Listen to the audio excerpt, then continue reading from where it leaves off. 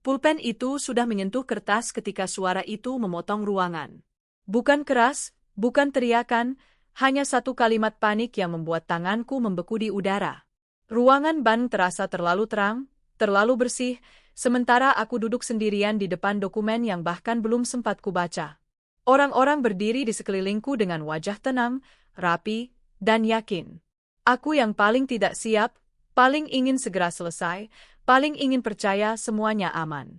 Lalu ada jeda.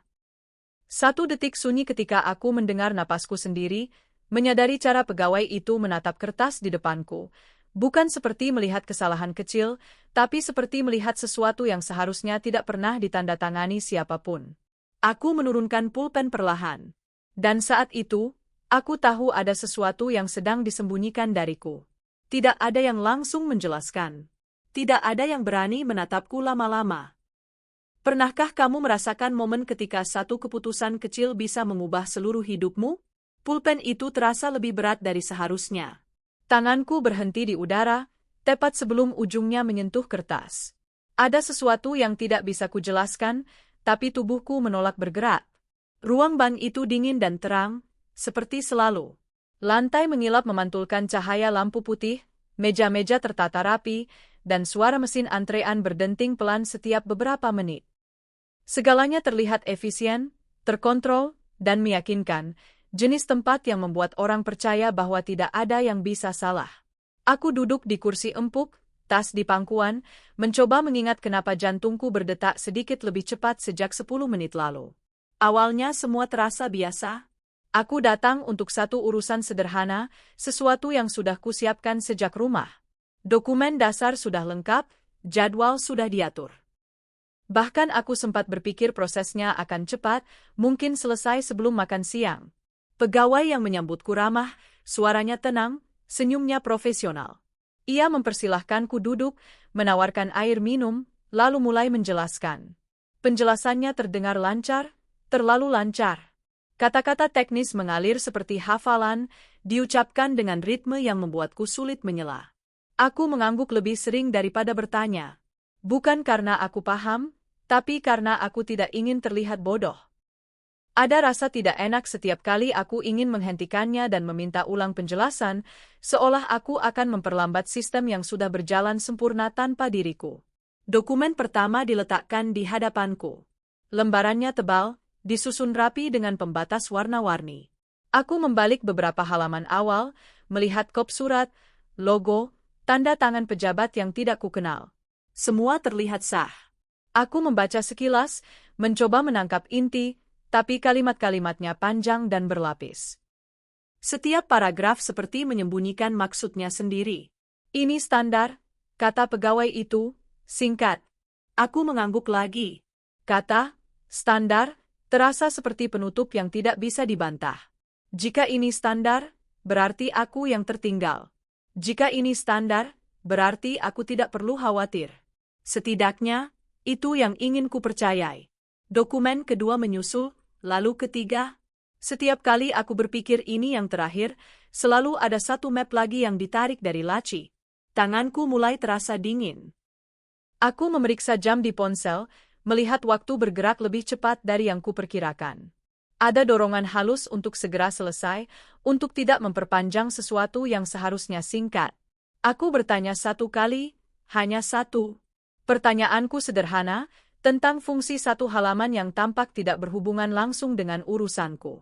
Pegawai itu menjawab tanpa ragu, tapi jawabannya terasa berputar, seperti menjelaskan sesuatu dengan istilah yang sama berulang kali. Aku mengangguk lagi, meski di dalam kepalaku muncul celah kecil yang tidak terisi. Di sekelilingku, orang-orang lain datang dan pergi. Ada yang tertawa kecil, ada yang terlihat bosan, ada yang berdiri dengan wajah serius. Tidak ada tanda bahaya. Tidak ada suara keras. Tidak ada drama. Justru ketenangan itulah yang membuat rasa tidak nyamanku terasa berlebihan, seolah aku mencurigai sesuatu yang tidak ada. Aku menyalahkan diriku sendiri. Mungkin aku terlalu sensitif. Mungkin aku kurang tidur. Mungkin aku hanya gugup berurusan dengan hal-hal resmi. Aku sudah lama tidak mengurus sesuatu sendiri, dan sekarang rasa canggung itu muncul sebagai kecemasan yang tidak perlu. Dokumen berikutnya diletakkan tepat di tengah meja, sejajar dengan tanganku. Pegawai itu mendorong pulpen ke arahku dengan gerakan yang halus, hampir tidak terasa memaksa. Ia tersenyum kecil, senyum yang sama seperti sebelumnya. Kalau ini ditandatangani, prosesnya bisa langsung kami lanjutkan, katanya. Aku menarik napas. Kalimat itu terdengar seperti janji akan akhir. Setelah tanda tangan ini, aku bisa pulang. Setelah tanda tangan ini, beban kecil di dada akan hilang. Aku menunduk, melihat garis kosong tempat namaku seharusnya tertulis. Nama itu sudah ada. Aku tidak langsung menyadarinya. Mataku hanya menangkap bentuk huruf secara sekilas, lalu bergerak ke kolom lain. Baru setelah beberapa detik, ada sensasi aneh seperti seseorang memanggil namaku dari kejauhan. Aku kembali melihat baris itu, kali ini lebih pelan. Namaku tercetak rapi, lengkap, dengan nomor identitas yang benar. Aku menelan ludah.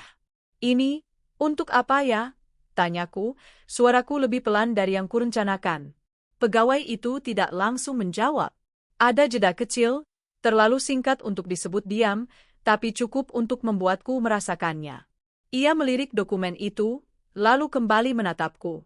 Itu bagian dari paket prosesnya, katanya.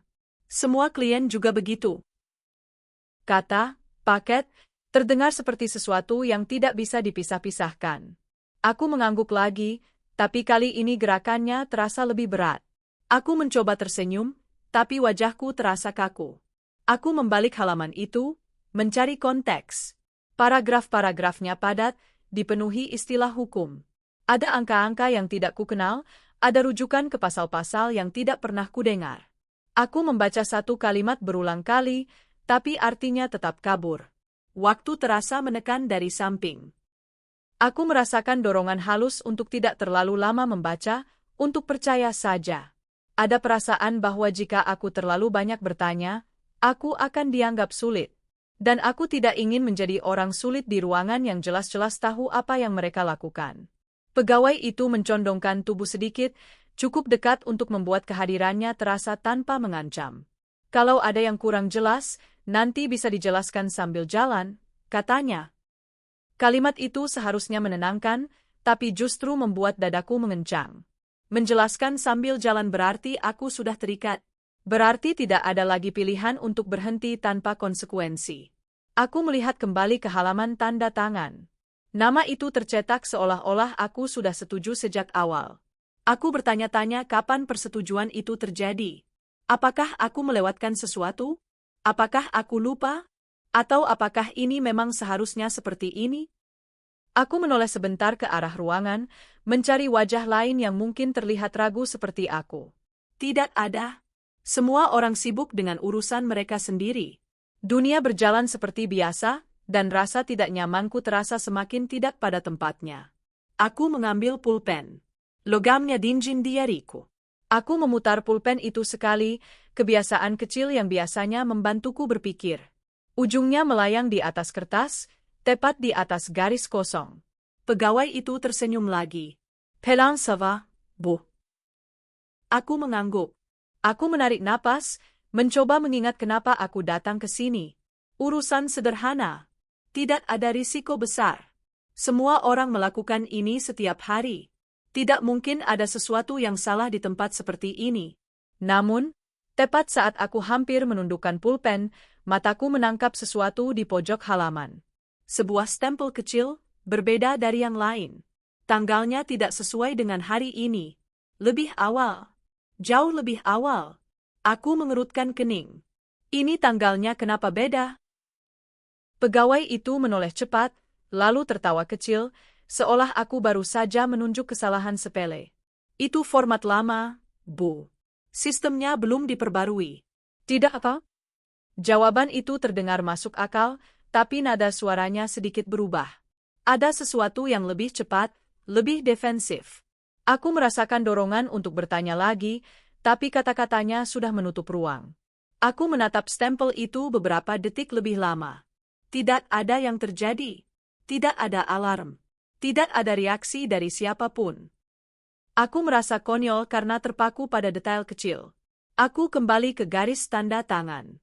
Pulpen menyentuh kertas kali ini, meninggalkan titik kecil. Aku berhenti lagi. Tanganku sedikit gemetar, hampir tidak terlihat. Ada perasaan asing yang naik perlahan, seperti ketika kau menyadari ada barang yang bukan milikmu di dalam tasmu.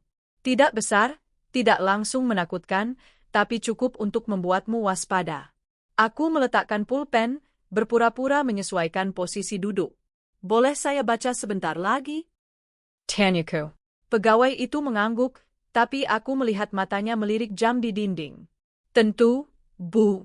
Tapi memang biasanya bagian ini standar. Kata itu lagi. Standar. Aku merasa seperti berdiri di antara dua pilihan yang tidak seimbang. Melanjutkan dan mempercayai, atau berhenti dan terlihat berlebihan. Aku membaca lagi, lebih pelan. Kata demi kata. Setiap kalimat terasa seperti pintu yang mengarah ke lorong lain, dan aku tidak tahu kemana ujungnya. Ada istilah tentang tanggung jawab, tentang persetujuan, tentang pihak ketiga. Tidak ada yang dijelaskan dengan cara yang benar-benar kupahami. Aku ingin bertanya tentang pihak ketiga itu, tapi mulutku terasa kering. Aku menelan ludah, mencoba menyusun kalimat yang tidak terdengar menuduh. Pihak ketiga ini maksudnya siapa? Tanyaku akhirnya. Pegawai itu menarik napas, lalu menjawab dengan senyum yang lebih tipis. Itu mitra kami, Bu. Semua sudah bekerja sama secara resmi. Aku mengangguk, tapi rasa tidak nyaman itu kini memiliki bentuk. Aku merasa seperti sedang diarahkan melewati jalan yang tidak kukenal, dengan papan petunjuk yang sengaja dibuat kabur. Aku melihat lagi ke halaman pertama dokumen. Judulnya panjang, terlalu panjang untuk urusanku yang sederhana. Aku membacanya keras-keras di dalam kepala, dan baru kali ini aku menyadari bahwa judul itu menyebut jenis pengajuan yang tidak pernah kubicarakan sebelumnya. Dadaku tersesak. Aku mengangkat kepala, menatap pegawai itu. Ini pengajuan apa, ya? Soalnya judulnya. Ia memotong kalimatku dengan cepat, tetap sopan.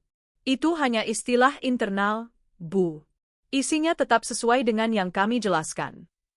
Aku terdiam.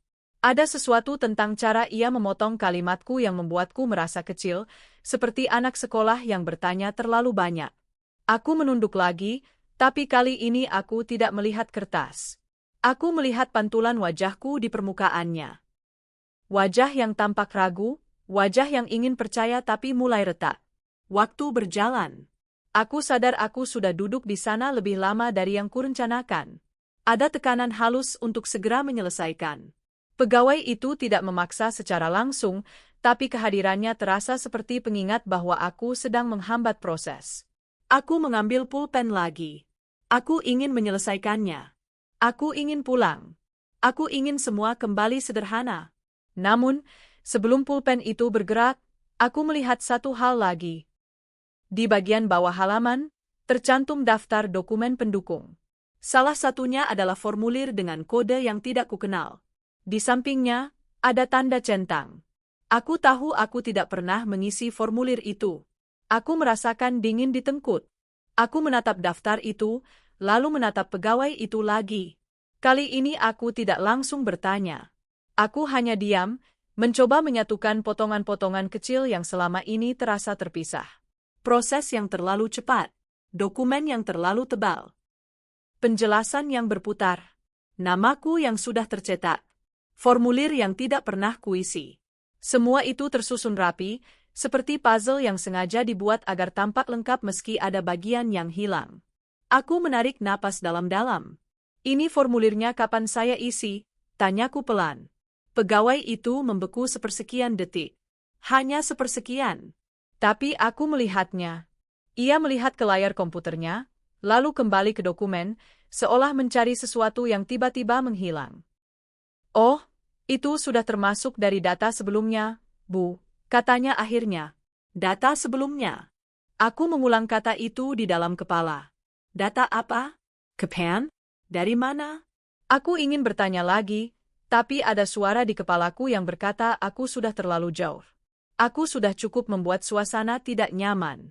Aku harus berhenti dan mempercayai mereka, atau berdiri dan pergi dengan membawa kebingungan ini pulang.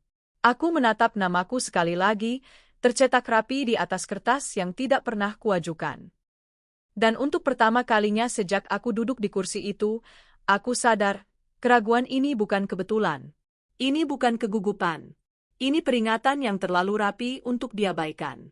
Aku menurunkan pulpen. Ruangan terasa lebih sunyi, meski suara mesin antrean masih berdenting. Aku merasakan tatapan pegawai itu di tanganku, menunggu keputusan. Namaku ada di sana. Di dokumen yang tidak pernah aku ajukan. Aku pulang dengan tangan kosong, tapi kepalaku penuh. Di depan kaca spion, wajahku tampak normal. Hanya sedikit pucat, sedikit tegang. Namun begitu aku menutup pintu rumah, napasku seperti baru diizinkan jatuh. Di ruang tamu, suara jam dinding berdetak pelan. Aku menaruh tas di sofa, lalu berdiri beberapa detik tanpa bergerak, seperti seseorang yang baru keluar dari ruangan terlalu terang dan perlu menyesuaikan mata. Aku mencoba memutar ulang adegan di ban dengan urutan yang rapi. Kedatanganku, senyum pegawai, map-map tebal, kata, standar, dan nama yang tiba-tiba sudah tercetak di dokumen yang tidak pernah kuajukan. Kalimat terakhir itu terus berputar, tidak mau berhenti. Aku duduk, meraih ponsel, membuka catatan, lalu menutupnya lagi. Aku tidak ingin menulis apapun dulu. Aku ingin memastikan ini bukan salah ingat. Aku ingin memastikan ketidaknyamanan itu bukan kebiasaan mencurigai. Aku membuat teh, bukan karena ingin, tapi karena tangan butuh kegiatan. Air Mendede.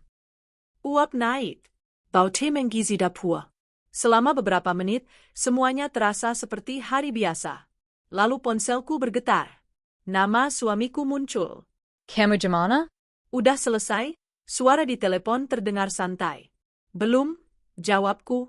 Ada yang harus dicek. Apalagi, ia tertawa kecil. Jangan ribet. Bang, itu prosedurnya memang begitu. Aku menahan jeda sepersekian detik. Aku cuma mau pastikan. Ya udah, nanti tanda tangan aja. Kamu kan udah mau itu. Kalimatnya terdengar seperti dorongan biasa, tapi ada sesuatu yang menusuk. Ia bicara seolah ia sudah tahu aku akan tanda tangan. Seolah keputusan itu bukan milikku lagi. Kamu kapan terakhir kali ke bank ini? Tanyaku, mencoba terdengar ringan. Lah, kenapa nanya gitu? Cuma nanya. Ia menghela napas. Udah lama. Kenapa? Aku menatap lantai. Enggak apa-apa. Kamu tuh kalau ada urusan administrasi suka mikir macam-macam, katanya. Udah, ikutin aja. Telepon ditutup dengan kalimat yang terdengar seperti nasihat, tapi meninggalkan rasa pahit di lidahku. Aku mematikan layar, memejamkan mata, dan menyadari tekanan yang lebih besar dari sekadar dokumen. Dorongan dari orang dekat untuk tidak mempertanyakan. Seolah bertanya adalah sebuah gangguan, bukan perlindungan. Aku bangkit lagi, membawa teh ke meja, lalu memutuskan untuk menelusuri ulang semuanya dengan cara yang bisa kupahami, langkah demi langkah, bukti demi bukti. Aku mengeluarkan map yang kubawa pulang, fotokopi beberapa halaman yang sempat kuambil dengan alasan untuk dibaca di rumah. Kertas-kertas itu rapi, bersih, berbau tinta. Aku membentangkannya di meja makan, menyalakan lampu putih di atas, dan mulai membaca lagi, pelan, dengan jari menelusuri baris. Judul dokumen itu masih terasa terlalu besar untuk urusanku. Di bawahnya ada nomor referensi. Ada tanggal yang tidak cocok. Ada stempel yang disebut format lama. Aku menggaris bawah beberapa kata penting dengan pensil. Persetujuan, tanggung jawab, pihak ketiga. Kata-kata itu seperti dinding, mereka menutup makna sambil terlihat resmi. Aku mencoba mencari bagian yang menjelaskan untuk apa persetujuan itu. Setiap kali aku menemukan kalimat yang tampak jelas, kalimat berikutnya membuatnya kabur lagi. Seperti membaca sesuatu yang sengaja ditulis untuk membuat pembaca menyerah. Aku berhenti, menarik napas, lalu membuka laptop. Aku mengetik beberapa istilah itu di mesin pencari, membaca artikel singkat tentang praktik penipuan finansial, tentang pemalsuan dokumen, tentang skema yang memanfaatkan kelengahan orang. Semakin aku membaca, semakin dadaku sesak, bukan karena aku yakin sedang ditipu, tapi karena aku menyadari betapa mudahnya seseorang bisa dipermainkan hanya dengan kertas dan nada suara yang yakin. Aku menutup laptop dengan cepat. Tidak karena tidak ingin tahu, tapi karena aku takut pengetahuan itu akan mengubah semuanya terlalu cepat.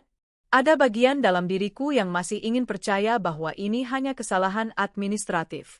Aku memutuskan untuk menelepon Ban. Bukan datang lagi. Bukan bertemu orang yang sama. Menelepon dulu, mencoba menggali tanpa terlihat menuduh. Suara mesin penjawab menyambut. Musik tunggu. Lalu seorang operator menjawab dengan nada profesional. Aku menyebut namaku, menyebut nomor referensi, menanyakan proses dokumen. Baik, Bu. Mohon tunggu, katanya. Ada Bunny katakan. Hening panjang. Lalu ia berkata, Ibu mengajukan paket restrukturisasi, ya? Aku membeku. Tidak, jawabku cepat. Saya hanya mengurus pembaruan data. Di sistem tertera restrukturisasi, Bu. Kata itu jatuh seperti batu. Aku meremas kertas di meja. Itu bukan yang saya ajukan. Operator itu terdengar sedikit gugup. Bisa jadi salah input, Bu. Ibu datang saja ke cabang. Kemarin saya sudah datang. Dokumennya tebal sekali, dan nama saya sudah tercetak. Kalau begitu ibu datang lagi, nanti kami cek bersama. Aku menahan diri untuk tidak menaikkan nada. Dengan siapa saya bertemu kemarin? Nama pegawainya, sebentar, ketikan lagi. Pak Rendra. Aku ingat wajahnya, senyumnya, cara ia menyebut semuanya, standar. Baik, kataku. Kalau saya datang lagi, bisa minta bertemu supervisor. Ada Jira. Operator itu tidak menjawab cepat seperti sebelumnya. Bisa, Bu. Tapi biasanya tidak perlu. Kalau saya minta, bisa? Bisa. Aku menutup telepon, menatap meja makan. Ada dua suara berbeda sekarang, suara operator yang mengatakan, restrukturisasi, dan suara Pak Rendra yang mengatakan, pembaruan data. Dua versi untuk satu urusan. Ketidakkonsistenan itu terlalu jelas untuk ditutupi. Aku mencoba menenangkan diri dengan hal lain, bertanya pada orang terdekat. Mungkin mereka bisa melihat hal yang aku lewatkan. Mungkin aku memang berlebihan. Aku menelepon kakakku. Ia mengangkat sambil terdengar sibuk. Kamu kenapa? Katanya. Aku mau tanya soal Ban. Jawabku. Kalau dokumen tebal, normal enggak? Kakakku tertawa kecil. Ja normal lah. Kamu tuh kalau urusan begini suka tegang. Tapi nama aku ada di dokumen yang aku nggak ajukan. Mungkin sistemnya otomatis. Jangan kebanyakan mikir. Aku menelan ludah. Aku telepon Ban, di sistem tertulis pengajuan lain. Ya itu tinggal dibenerin. Kamu jangan bikin ribet. Nanti malah kamu yang dicurigain. Kalimat itu membuatku diam. Dicurigai. Bahkan dalam keluarga, bertanya saja sudah dianggap mengundang masalah. Aku mengakhiri telepon dengan kalimat pendek, lalu menatap dinding dapur. Aku merasa sendirian bukan karena tidak ada orang, tapi karena semua orang mendorongku untuk kembali percaya pada sesuatu yang tubuhku tolak. Sore itu, suamiku pulang. Ia menaruh tas, menatap kertas-kertas di meja. Ini apa? Dokumen kemarin, jawabku. Ia mendekat, melihat sekilas, lalu mengangkat alis. Ya ampun, ini cuma kertas. Kamu baca-baca gini bikin stres. Aku nemu istilah yang gak sesuai. Suamiku mengambil kursi, duduk, menatapku dengan sabar yang dibuat-buat. Kamu mau selesai nggak urusanmu? Mau. Ya udah. Tanda tangan. Kalau ada yang salah, Ban yang tanggung jawab. Aku menatapnya. Kamu yakin? Ia menghela napas, seperti aku anak kecil yang sulit paham. Ya yakin. Kamu jangan cari masalah. Aku merasakan kemarahan kecil, tapi lebih kuat adalah rasa dingin. Ia tidak bertanya detail, tidak ingin tahu. Ia hanya ingin aku menandatangani. Seperti tujuan utamanya bukan memastikan aku aman, melainkan memastikan proses itu berjalan. Aku mau ke bank lagi besok, kataku. Suamiku terdiam sebentar. Ngapain lagi? Aku mau ketemu supervisor. Kamu tuh, ia menggeleng. Terserah. Tapi jangan lama-lama. Aku ada urusan. Nada itu terdengar seperti izin yang disertai batas. Aku mengangguk, menyimpan reaksi. Di dalam kepala, aku mulai menata strategi. Aku tidak akan datang sendiri. Aku tidak akan duduk dengan Pak Rendra lagi tanpa saksi. Malam itu aku menghubungi teman lamaku, Dita, teman SMA yang sekarang kerja di kantor notaris kecil. Aku tidak mengatakan, aku ditipu. Aku hanya berkata aku butuh ditemani ke bank untuk memastikan dokumen. Dita menjawab cepat, boleh. Kamu kenapa?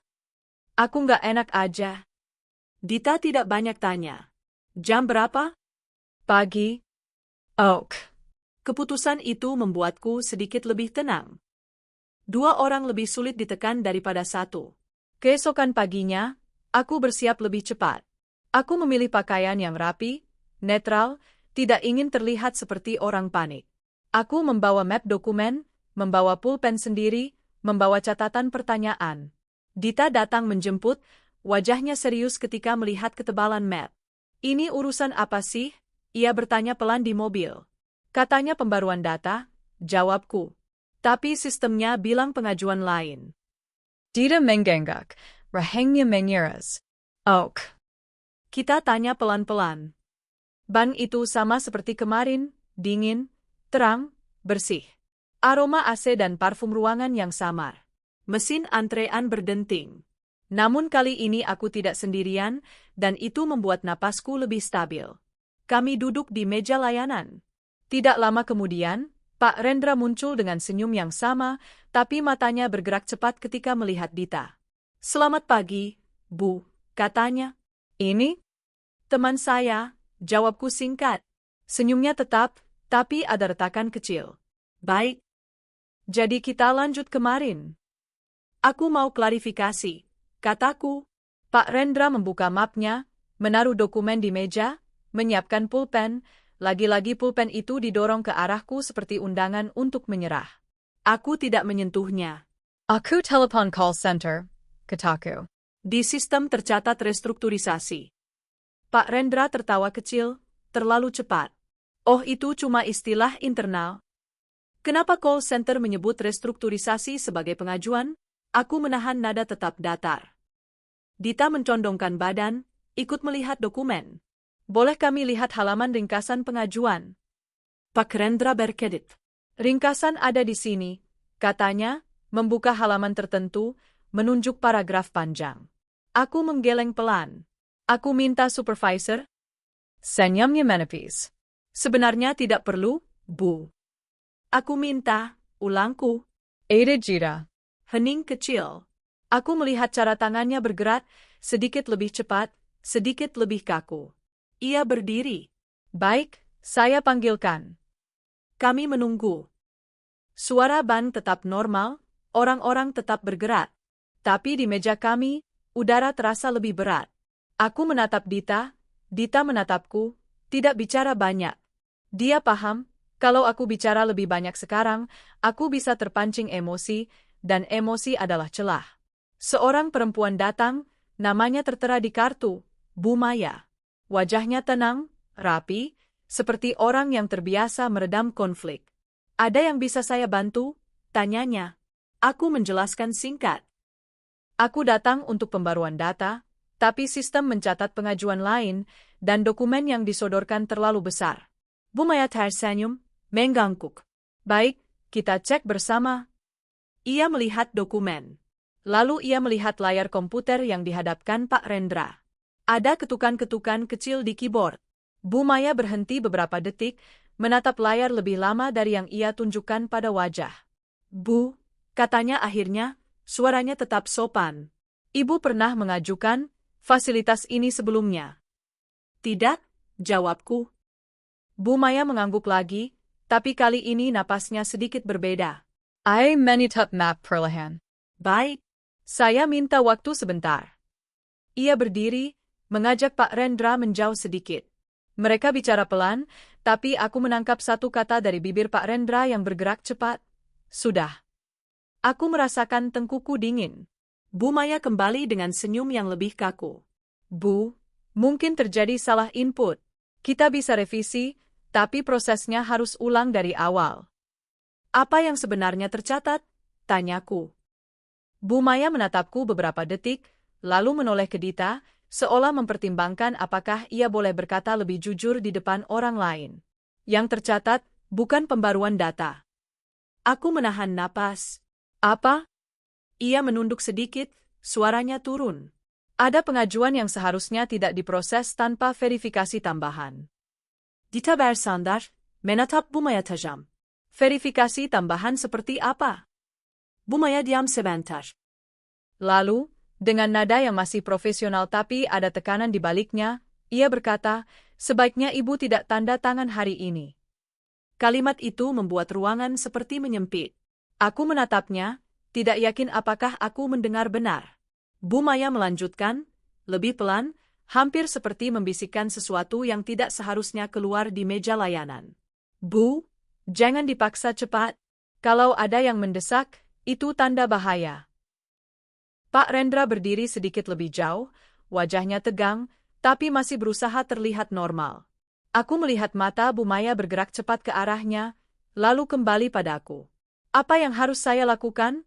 Tanyaku, suara hampir tidak keluar. Bu Maya menatapku lama, dan untuk pertama kalinya, kepura-puraan profesionalnya retak. Ada rasa takut di sana, kecil tapi nyata. Ia menurunkan suara hingga nyaris hilang di antara bunyi mesin antrean. Bu, tunda dulu, katanya. Jangan tanda tangan apapun sampai semuanya jelas. Aku menelan ludah. Kenapa? Bu Maya tidak menjawab langsung. Ia hanya menggeser map ke arahku, menutupnya rapat, lalu berkata, masih pelan, kalau ibu mau selamat dari masalah besar, jangan ambil keputusan hari ini. Aku memegang map itu, merasakan beratnya seperti batu.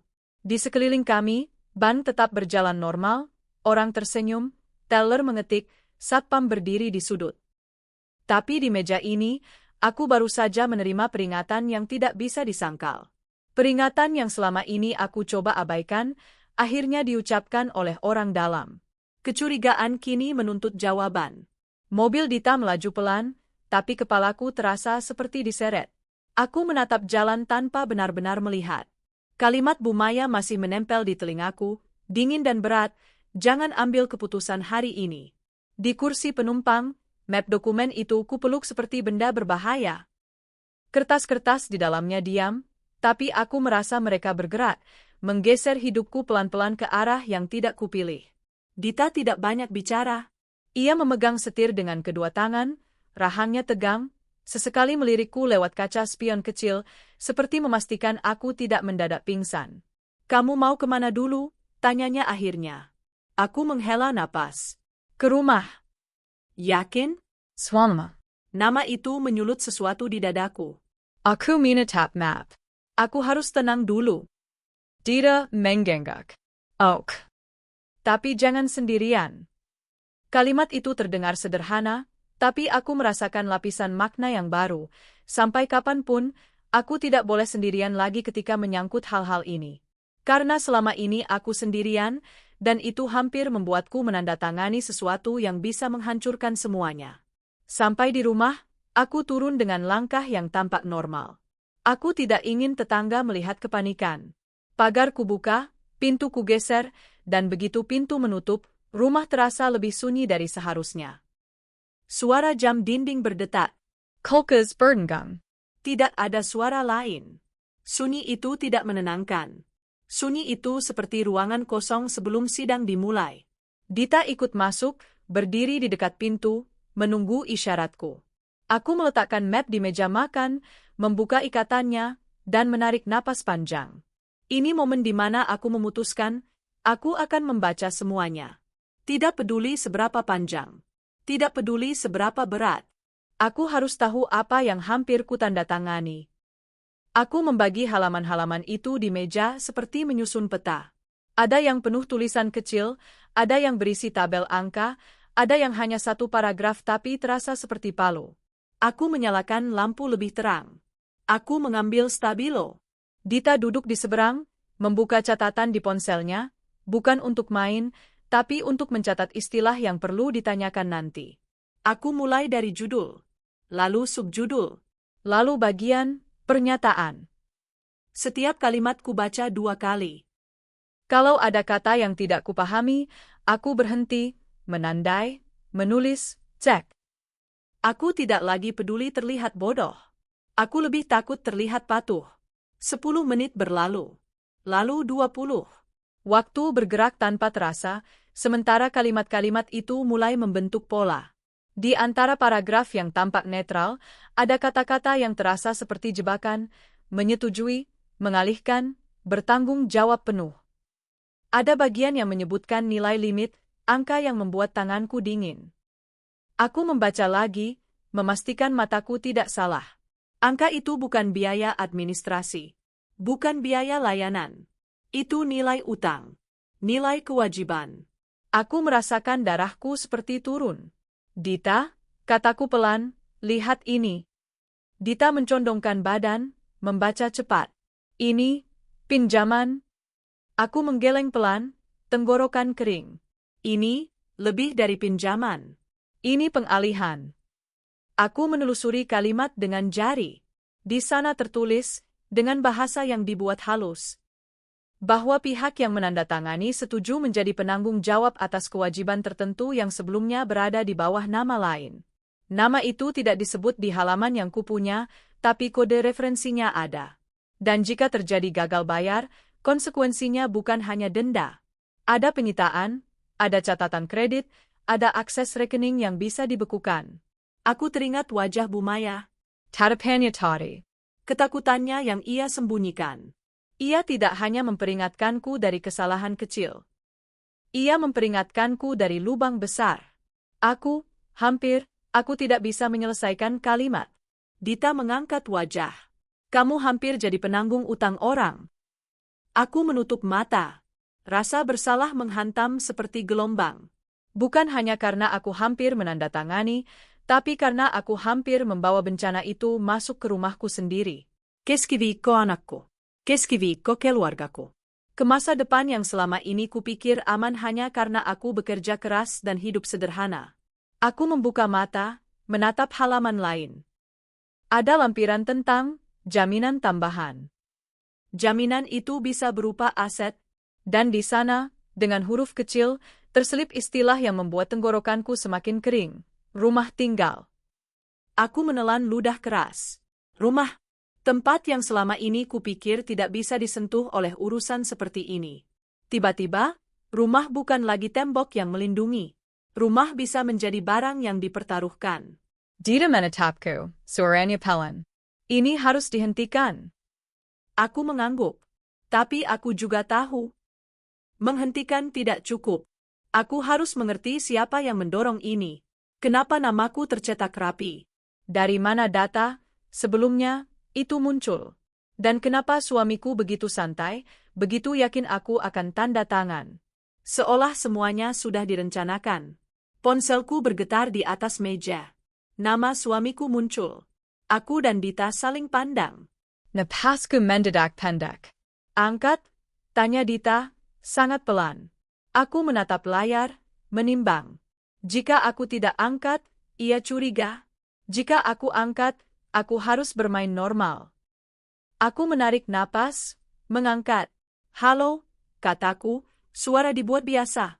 Kamu di mana? Suamiku bertanya, nada cepat. Di rumah. Kok lama? Jadi tanda tangan atau enggak?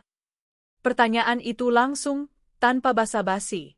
Jantungku berdetak lebih keras. Belum, jawabku.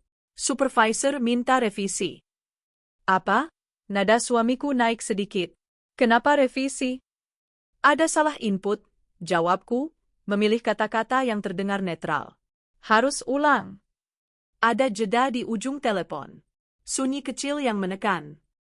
Lalu suamiku berkata, lebih pelan, kamu ketemu supervisor beneran? Aku menatap Dita. Dita mengangguk pelan, seolah menyuruhku hati-hati. Ayah, jawabku. Siapa namanya? Pertanyaan itu membuat tengkukku dingin. Ia tidak bertanya untuk sopan. Ia bertanya untuk memastikan. Aku memaksa suara tetap stabil. Bu Maya. Sunyi lagi. Lebih lama kali ini. Lalu suamiku tertawa kecil, tapi tawanya terdengar kering. Kamu tuh, jadi ribet. Aku menahan diri. Ini penting. Ya udah, katanya cepat, tiba-tiba kembali datar. Nanti kita bahas malam. Telepon ditutup. Aku menaruh ponsel pelan, seolah bunyi kecil saja bisa memecahkan sesuatu. Dita menatapku, mata serius. Dia curiga. Aku mengangguk. Dia terlalu ingin aku tanda tangan. Dita menggila nafas. Kamu harus cari tahu kenapa dia begitu. Kata-kata itu seperti pintu yang terbuka pada ruang yang tidak ingin kumasuki, tapi tidak bisa kuhindari. Aku selalu menganggap urusan Ban adalah urusanku sendiri. Suamiku hanya mendukung. Tapi dukungan yang terlalu mendorong bisa berubah menjadi kendali. Aku kembali ke dokumen, mencari bagian yang menyebut pemohon awal atau pihak terkait. Ada satu halaman yang memuat kode cabang, kode petugas, dan sesuatu yang seperti nomor internal. Aku mengingat Bu Maya berkata, verifikasi tambahan. Itu berarti ada sesuatu yang seharusnya memerlukan konfirmasi ekstra, tapi mereka mencoba melewatinya. Dengan cepat. Dengan dorongan halus. Aku mendadak merasa ruangan semakin sempit. Aku berdiri, berjalan ke jendela, membuka sedikit tirai. Jalanan masih normal. Anak-anak tetangga bermain. Penjual sayur lewat. Dunia tidak berubah. Tapi bagiku, dunia sudah miring beberapa derajat. Dan kemiringan itu membuat semua yang dulu tampak aman sekarang terasa rapuh. Dita berdiri di belakangku. Kita harus cari bukti, katanya. Aku menoleh. Bukti apa? Bukti bahwa ini bukan salah input. Bahwa ada orang yang sengaja menaruh namamu di situ. Aku menatap dokumen lagi. Aku nggak tahu caranya. Dita mengeluarkan napas, lalu berkata, aku kenal orang di notaris tempatku. Dia pernah bantu korban penipuan kredit. Mereka biasanya punya pola. Kita bisa konsultasi. Aku merasakan harapan kecil muncul, tapi langsung ditarik oleh rasa takut. Konsultasi berarti mengakui ini lebih besar dari yang kupikir. Dan jika ini besar, suamiku mungkin terlibat lebih dalam dari yang berani kubayangkan. Aku mengangguk pelan. Kami pergi sore itu ke kantor notaris kecil di pinggir jalan. Tidak mewah, tapi rapi. Aroma kertas dan kopi. Seorang pria parubaya menyambut kami, Pak Arif, dengan kacamata tipis dan nada tenang. Dita memperkenalkan aku sebagai teman yang butuh cek dokumen. Pak Arif membaca beberapa halaman yang kami bawa. Ia tidak bereaksi berlebihan. Ia hanya diam lebih lama di beberapa bagian, terutama bagian angka dan pengalihan. Bu, katanya akhirnya, suaranya rendah. Ini bukan pembaruan data. Aku mengangguk, rasa pahit. Saya baru sadar. Pak Arif menatapku. Kalau ibu tanda tangan, secara hukum ibu setuju jadi penanggung. Dan itu bisa merembet ke aset. Ini serius. Aku merasakan jantungku berdetak di tenggorokan. Bisa dibatalkan? Kalau belum tanda tangan, jangan pernah tanda tangan. Jawabnya tegas. Langkah berikutnya, minta Ban keluarkan rekam jejak proses dan identitas pemohon awal. Minta tertulis. Jangan hanya lisan. Dita mencatat cepat. Pak Arif melanjutkan, dan satu lagi, biasanya kasus begini tidak berdiri sendiri. Aku menatapnya. Maksudnya? Ia menatap kertas di tangannya, lalu kembali ke mataku. Ada kemungkinan dokumen serupa pernah dipakai ke orang lain. Polanya, didesak, dibuat percaya ini standar, lalu ketika sudah tanda tangan, korban baru sadar. Dunia seperti berputar pelan. Ada korban lain, suaraku hampir tidak keluar. Pak Arif tidak menjawab langsung. Ia membuka laci, mengambil satu map tipis, lalu mengeluarkan fotokopi berita lama, bukan dari koran besar, mungkin media lokal. Ia menunjuk satu paragraf, tidak memaksa, hanya memberi arah. Aku membaca. Judulnya tentang seorang ibu yang kehilangan tabungan dan terjerat kewajiban kredit yang tidak ia ajukan. Ada kata ban, ada kata dokumen, ada kata tanda tangan, dan ada satu detail yang membuat kulitku merinding, cabang yang sama. Aku menatap Pak Arif, napasku patah. Itu? Di tempat yang sama? Pak Arif mengangguk pelan. Ayah. Dulu kasusnya tidak besar karena korban takut. Akhirnya selesai, damai, dengan cara yang tidak pernah jelas. Tidak menatapku, wajahnya pucat. Aku merasakan sesuatu runtuh di dalam. Bukan hanya kepercayaan pada Ban, tapi kepercayaan pada gagasan bahwa ini hanyalah kesalahan administratif yang bisa dibereskan dengan senyum dan revisi. Ini pola. Pak Arif menambahkan, kalau ibu punya orang yang mendorong ibu untuk tanda tangan, ibu harus hati-hati. Kadang yang paling dekat justru bagian dari tekanan. Kalimat itu menancap seperti paku. Aku membayangkan suamiku di telepon, pertanyaan-pertanyaannya, ketidaksabarannya, keinginannya agar aku tidak ribet. Aku selama ini menganggapnya hanya ingin urusan selesai. Sekarang, keinginannya terlihat seperti sesuatu yang punya tujuan. Kami pulang dengan kepala lebih berat. Matahari mulai turun. Jalanan ramai. Aku menatap keluar jendela mobil, melihat wajah orang-orang di trotoar, dan bertanya-tanya berapa banyak dari mereka yang sedang membawa map seperti aku, percaya pada kertas-kertas yang tidak mereka pahami. Sesampai di rumah, suamiku sudah ada. Ia berdiri di ruang tamu, tangan di pinggang, ekspresinya tenang tapi tegang. Aku merasakan tubuhku otomatis waspada. Kamu kemana? Tanyanya. Aku membuka mulut, menahan jawaban yang terlalu jujur. Ketemu teman. Teman siapa? Nada suaranya halus, tapi matanya menekan.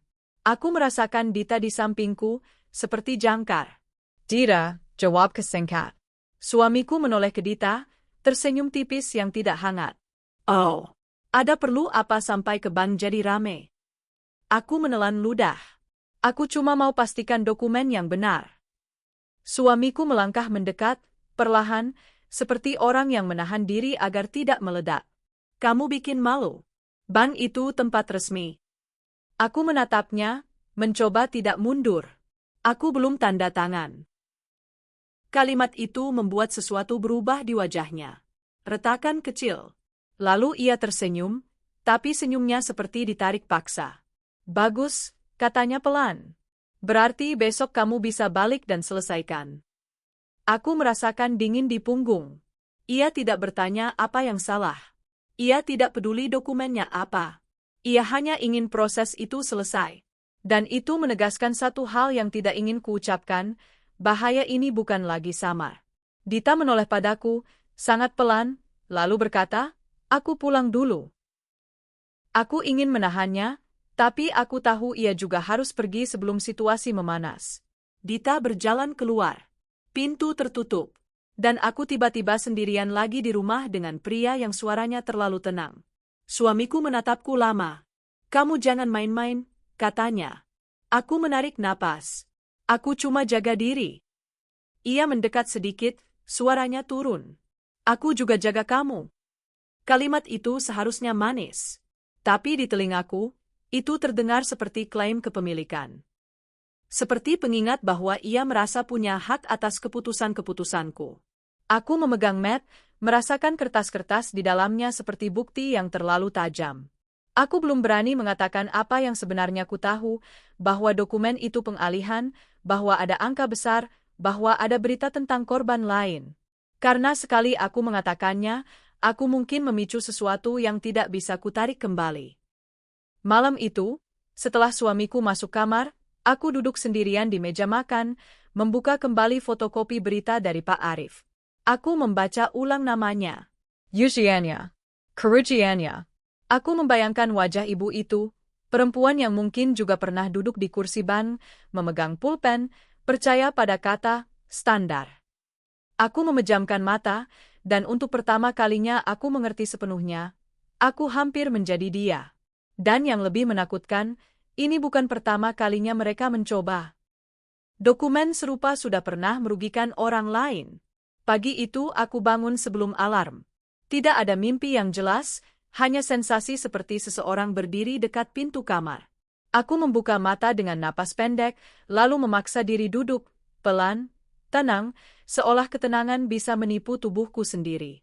Di dapur, air keran mengalir. Aku menyiapkan sarapan seperti biasa, menaruh piring dan sendok di meja, menyusun semuanya rapi. Aku sadar ada hal yang berubah dalam caraku bergerak. Lebih pelan, lebih hati-hati, lebih terukur. Seperti setiap bunyi bisa memanggil bahaya.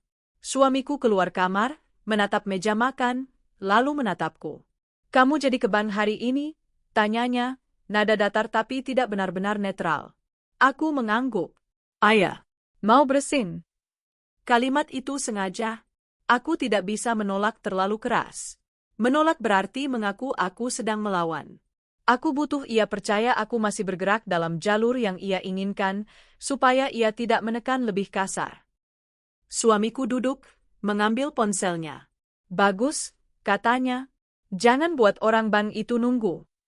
Aku menelan ludah.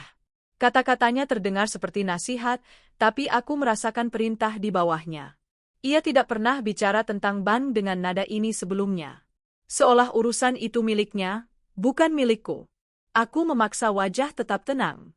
Aku cuma mau minta dokumen tertulis yang jelas, kataku. Suamika manggilan apas, menatapku sebentar.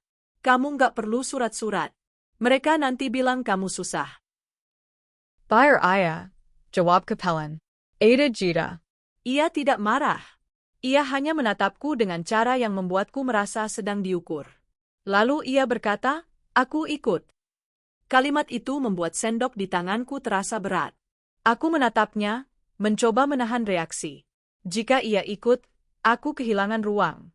Jika aku menolak, ia curiga. Aku memilih jalan di tengah, alasan yang terdengar masuk akal. Kamu kan kerja? Jawabku, berusaha tersenyum. Nanti telat. Aku bisa izin, katanya cepat, terlalu siap. Dadaku menjenkang. Aku menunduk, berpura-pura merapikan piring. Nggak usah. Aku sama Dita aja, kataku, menyebut nama itu seperti sesuatu yang biasa. Nama Dita membuat mata suamiku bergerak kecil. Dita lagi, katanya, tidak marah, tapi ada nada yang mencatat. Kamu jadi sering sama dia. Aku mengangkat bahu. Dia ngerti dokumen. Suamiku diam sebentar, lalu berdiri. Yaudah. Tapi kamu kabarin setiap langkah. Aku mengangguk. Ayah. Ia pergi mandi. Aku berdiri di dapur, menatap meja, menahan napas. Aku tahu aku baru saja melewati satu tebing kecil. Ia tidak ikut, tapi ia menanam kontrol baru. Kabari setiap langkah. Itu berarti setiap jeda bisa dianggap mencurigakan. Dita datang setengah jam kemudian. Ia tidak membawa banyak barang, hanya tas kecil dan wajah yang serius. Begitu pintu tertutup, ia menatapku dan bertanya pelan. Dia makin curiga. Aku mengangguk. Dia mau ikut tadi. Dita menggembaskan napas. Kita harus cepat, tapi tetap rapi. Kalimat itu menjadi mantra hari itu. Cepat, tapi rapi. Kami berangkat ke bank, tapi kali ini bukan untuk bersin. Kami berangkat untuk menghentikan tanpa memicu ledakan. Aku ingin keluar dari jebakan ini tanpa membuat mereka menutup pintu sebelum aku sempat menyelamatkan diri. Di dalam mobil, aku membuka map, menunjukkan pada Dita bagian-bagian yang sudah kutandai. Kata-kata, pengalihan, penanggung jawab, jaminan. Dita menggangak, rahangnya mengiras. Kita minta rekam jejak proses, katanya. Tertulis. Aku mengangguk. Dan identitas pemohon awal. Betul, jawab Dita. Kalau mereka nggak mau, kita minta surat penolakan. Itu juga bukti. Bank menyambut kami dengan ruangan yang sama, dingin, terang, bersih. Tapi kali ini aku merasa setiap sudutnya menyimpan mata. Aku mengambil nomor antrean, duduk, dan menahan diri untuk tidak menatap sekeliling terlalu curiga. Kecurigaan yang terlihat akan dipakai untuk mendiskreditkan. Nama kami dipanggil. Kami diarahkan ke meja layanan, bukan Pak Rendra kali ini, tapi pegawai lain, lebih muda, senyumnya lebih lebar, nadanya lebih ringan. Itu membuatku lebih waspada. Senyum lebar sering dipakai untuk menutup pertanyaan sulit. Selamat pagi, Bu. Ada yang bisa dibantu? Katanya. Aku tersenyum tipis. Saya mau klarifikasi dokumen yang kemarin. Saya minta salinan lengkap dan rekam jejak proses pengajuan, tertulis. Pegawai itu berkedip. Rekam jejak proses. Ayah, jawabku. Suara kedatar. Dokumen yang tercatat di sistem, tanggal, petugas, dan jenis pengajuan. Pegawai itu mengetik, lalu tersenyum lagi. Untuk itu biasanya tidak perlu, Bu. Kalau ibu mau lanjut, tinggal tanda tangan saja. Kalimat, tinggal tanda tangan, kembali. Seperti pintu yang selalu diarahkan ke satu arah. Aku menahan napas. Saya tidak tanda tangan sebelum jelas. Senyumnya sedikit menipis. Ia menoleh ke arah meja lain, seolah mencari dukungan. Bu, kalau terlalu lama, nanti prosesnya harus ulang. Apapun, jawabku. Ada jeda kecil, lalu pegawai itu berkata, kalau begitu saya panggil supervisor. Aku merasakan jantungku berdetak lebih cepat, tapi aku tetap diam. Dita menaruh tangan di atas meja, dekat mapku, seolah menegaskan kami datang siap. Bu Maya datang beberapa menit kemudian. Wajahnya masih rapi, tapi matanya tampak lebih lelah. Ia menatapku sebentar, lalu menatap Dita, seolah mengingat pertemuan kemarin. Kita bicara di ruang konsultasi, katanya singkat. Ruang konsultasi itu lebih kecil, lebih sunyi. Dinding kakak biram. Kursi-kursi empuk. Tidak ada suara mesin antrean. Heningnya terasa seperti ruang interogasi yang dibungkus interior modern. Bu Maya duduk, membuka laptop, lalu berkata tanpa banyak basa-basi, ibu datang untuk minta dokumen tertulis. Ayah, jawabku. Bu Maya menatap layar beberapa detik, lalu menarik napas. Saya harus bicara jujur, Bu. Tapi saya juga harus hati-hati. Kalimat itu membuat tengkukku dingin. Ada apa? Tanyaku. Bu Maya menatapku dengan tatapan yang jauh lebih manusiawi daripada kemarin. Pengajuan ini masuk lewat jalur yang tidak biasa. Tidak biasa bagaimana? Dita menyela, suara tenang. Bu Maya menggeser kacamata tipisnya. Biasanya, untuk fasilitas seperti ini, harus ada verifikasi biometrik atau setidaknya konfirmasi ulang oleh nasabah langsung di depan petugas tertentu. Kemarin prosesnya dipercepat. Aku mir mas Yujung map. Siapa yang mempercepat? Bu Maya menatap pintu ruang konsultasi sejenak, seperti memastikan tidak ada yang mendengar. Saya tidak bisa sebut nama tanpa proses formal. Tapi saya bisa beri ibu satu saran, minta semuanya tertulis melalui jalur pengaduan resmi. Dita mengangguk cepat. Kami mau ajukan keberatan resmi sekarang. Bu Maya menghela napas, seperti seseorang yang tahu langkah itu benar tapi berbahaya. Kalau ibu ajukan keberatan resmi, sistem akan memblokir proses sampai ada klarifikasi. Itu terdengar seperti kemenangan kecil. Tapi aku tahu, setiap kemenangan kecil akan memicu reaksi. Apa konsekuensinya? Tanyaku. Bu Maya menatapku. Ada kemungkinan pihak yang memproses akan mencari cara lain.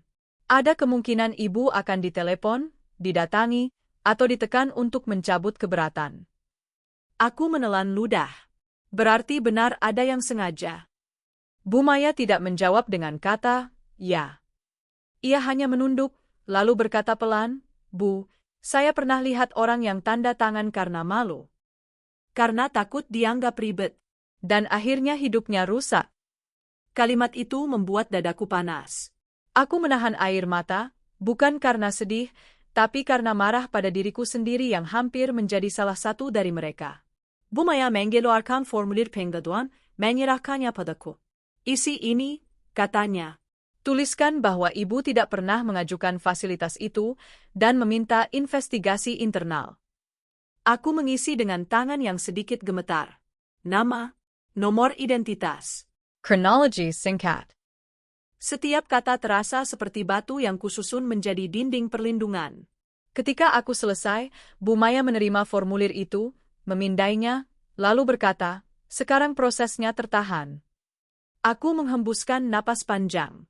Dita menatapku, mengangguk kecil, kita berhasil menahan. Tapi aku tahu ini baru awal. Menahan bukan berarti aman. Kami berdiri untuk pergi. Bu Maya menahan sebentar. Bu, katanya pelan, satu lagi. Aku menoleh. Bu Maya mendekat sedikit, suaranya turun. Kalau ibu pulang, Jangan bicara terlalu detail pada siapapun yang mendorong ibu untuk cepat selesai. Kalimat itu jelas. Terlalu jelas. Aku merasakan darahku dingin. Ia tidak menyebut suami, tapi ia menyasar tepat pada luka yang sudah kutahan sejak kemarin. Aku mengangguk. Terima kasih. Bu Maya menatapku lama, lalu berkata pelan, hati-hati. Kami keluar dari bank dengan langkah yang tampak normal. Matahari siang menyilaukan. Dunia di luar tetap berjalan. Tapi aku merasa seperti baru saja keluar dari ruang sempit yang penuh jebakan. Di mobil, Dita menutup pintu dengan cepat, lalu menatapku. Kita harus simpan bukti, katanya. Aku mengangguk. Aku takut dia bakal tanya. Dita mengeluarkan napas. Dia pasti tanya. Tapi kamu jangan kasih semuanya. Aku menatap ponsel. Ada pesan dari suamiku, udah sampai mana? Aku mengetik singkat, lagi proses klarifikasi. Nanti aku kabarin. Aku tidak menulis tentang pengaduan. Tidak menulis tentang blokir. Tidak menulis tentang peringatan Bu Maya. Aku menekan kirim dengan jari dingin. Kami pulang. Di depan rumah, aku menarik napas panjang sebelum masuk. Aku menata wajah. Aku menata suara. Aku menata gerak. Ini bagian yang paling melelahkan, berpura-pura kooperatif sambil menyembunyikan perlindungan. Suamiku sudah di ruang tamu, duduk, ponsel di tangan. Ia mengangkat kepala begitu aku masuk. Gimana, Tanjenja, nada cepat. Aku tersenyum tipis. Katanya ada salah input. Lagi dicek. Salah input apa? Ia mencondongkan badan sedikit. Ada data yang belum cocok, jawabku, mengulang bahasa aman. Suamiku menatapku lama, lalu berkata, kamu ketemu siapa? Supervisor, jawabku. Bu Maya. Apa dia bilang apa? Aku menelan ludah, menjaga jeda tetap wajar. Dia bilang harus dicek dulu. Suamiku menghela napas, berdiri, berjalan mendekat. Ia tidak menyentuhku, tapi jaraknya cukup dekat untuk membuatku merasa terpojok. Kamu jangan bikin ini jadi panjang, katanya pelan. Aku menatapnya, memaksa suara tetap tenang. Aku cuma mau jelas. Jelas itu nanti, katanya. Sekarang kamu ikutin saja. Aku merasakan kemarahan kecil bergetar, tapi kutahan. Ini bukan saatnya meledak. Ini saatnya bertahan. Malam itu, setelah suamiku tidur, aku duduk di meja makan dengan lampu kecil. Map dokumen kubuka lagi. Aku tidak ingin lengah. Jika mereka punya cara mempercepat proses, mereka juga punya cara menyembunyikan hal-hal kecil. Aku membaca ulang halaman-halaman yang kemarin kuanggap hanya formalitas. Kali ini aku mencari yang tersembunyi, yang terselip di antara paragraf, yang ditulis dengan huruf lebih kecil. Mataku berhenti pada satu bagian di lampiran yang sebelumnya tidak terlalu kupedulikan, pernyataan kuasa. Judulnya biasa, isinya panjang. Aku membacanya pelan, dan tiba-tiba napasku berhenti. Di sana tertulis, dengan bahasa yang sangat halus, bahwa dengan menandatangani dokumen ini, aku memberikan kuasa kepada pihak tertentu untuk melakukan tindakan yang dianggap perlu, atas nama aku, termasuk pembukaan akses dan perubahan fasilitas, tanpa persetujuan ulang. Klausul itu seperti pintu rahasia di dalam rumah yang sudah terkunci. Seandainya aku tanda tangan, mereka bukan hanya akan menjeratku pada satu pengalihan. Mereka akan mendapatkan izin untuk melakukan hal lain atas namaku berkali-kali tanpa aku tahu. Aku menutup mulut dengan tangan, menahan suara napas yang mendadak berat. Jantungku berdetak cepat. Ini bukan sekadar dokumen. Ini alat kendali. Aku memotret klausul itu dengan ponsel, menyimpannya di folder yang kusamarkan. Lalu aku menuliskan satu kalimat di kertas kecil, tegas, kuasa, akses tanpa persetujuan ulang. Aku menatap kertas itu lama, merasa seperti baru saja menemukan inti dari semua ini. Penggalihan. Kuasa. Kendali. Nama yang sudah tercetak. Dorongan untuk cepat. Semuanya bertemu di sini. Harapan kecil muncul dari informasi baru, bukan karena situasinya membaik, tapi karena sekarang aku tahu apa yang sebenarnya mereka cari. Dan malam itu, di bawah lampu kecil, aku sadar, Jika aku tidak menemukan klausul ini, aku mungkin akan bertahan dengan cara yang salah dan tetap jatuh ke lubang yang sama, hanya lebih dalam. Pesan itu masuk tanpa nama. Tidak ada salam, tidak ada penjelasan, hanya satu kalimat pendek yang membuat dadaku mengeras. Bu, kita harus bicara. Jangan lewat jalur resmi dulu. Aku membaca pesan itu berulang kali, memastikan ini bukan salah lihat. Nomornya tidak tersimpan. Aku menatap layar ponsel di dapur yang sunyi, hanya ditemani dengung kulkas. Jam menunjukkan hampir tengah malam. Suamiku sudah tidur di kamar, napasnya teratur, pintu tertutup. Sunyi yang biasanya menenangkan kini terasa seperti selimut yang terlalu tebal. Aku tidak langsung membalas. Aku meletakkan ponsel di meja, menuang air, lalu berhenti di tengah gerakan. Tanganku sedikit gemetar. Bagian rasional dalam diriku berteriak, ini bisa jebakan. Bagian lain, yang lelah, waspada, dan sudah melihat terlalu banyak kejanggalan, berbisik bahwa kesempatan jarang datang 2 kali. Aku mengirim balasan singkat. Siapa ini? Balasannya cepat. Orang yang kemarin duduk 2 meja dari ibu. Saya tidak bisa bicara lama. Besok jam 10, kafe seberang bank. Datang sendiri. Tidak ada tanda tangan. Tidak ada penjelasan. Hanya instruksi. Aku mematikan layar, menatap pantulan wajahku di kaca lemari. Aku terlihat tenang. Itu yang kupelajari belakangan, ketenangan adalah kamuflase terbaik. Pagi datang terlalu cepat. Aku bangun lebih dulu, menyiapkan sarapan seperti biasa. Suamiku keluar kamar, menguap, duduk di meja. Hari ini ke bank lagi? Tanyanya. Aku menggeleng. Katanya nunggu hasil klarifikasi. Ia mengangguk, tidak bertanya lebih jauh. Aku mencatat itu sebagai perubahan kecil. Ia biasanya menekan. Pagi ini, ia tenang. Terlalu tenang. Aku keluar sebentar nanti, kataku. Kata Madeira. Ia menatapku sekilas, lalu kembali ke ponselnya. Jangan lama. Aku mengangguk. Kalimat itu tidak terdengar sebagai permintaan. Aku berangkat sendirian. Di mobil, aku mematikan musik. Aku ingin mendengar jalan, suara mesin, napasku sendiri. Aku parkir di kafe kecil yang menghadap jalan utama, tempat netral, ramai, tapi tidak berisik. Aku memilih meja di sudut, dengan pandangan ke pintu. Aku memesan kopi hitam, tidak menyentuhnya. 10 menit berlalu. 5 belas. Aku mulai bertanya-tanya apakah ini hanya permainan untuk menguji reaksiku. Lalu pintu terbuka. Seorang perempuan masuk, usia sekitar 40-an, pakaian rapi tapi sederhana. Rambutnya disanggul rendah. Matanya bergerak cepat, seperti seseorang yang terbiasa mengukur ruangan sebelum duduk. Ia tidak menyebut namaku. Ia duduk, menaruh tas di pangkuan, lalu berkata pelan, "Saya tidak punya banyak waktu." Aku menelan ludah. "Anda siapa?" "Anggap saja saya orang dalam yang sudah terlalu lama diam," jawabnya. Suaranya datar, tapi ada kelelahan di sana. Aku menatapnya, mencari tanda-tanda kepura-puraan. Tidak ada senyum. Tidak ada dramatisasi. Hanya seseorang yang ingin selesai. "Apa yang Anda mau dari saya?" tanyaku. Ia mencondongkan badan sedikit. "Saya mau Anda selamat. Dan kalau bisa, berhenti jadi target." Kata target membuat punggungku dingin. Target apa? Ia menghela napas pelan. Pengalihan kewajiban. Pemakaian nama.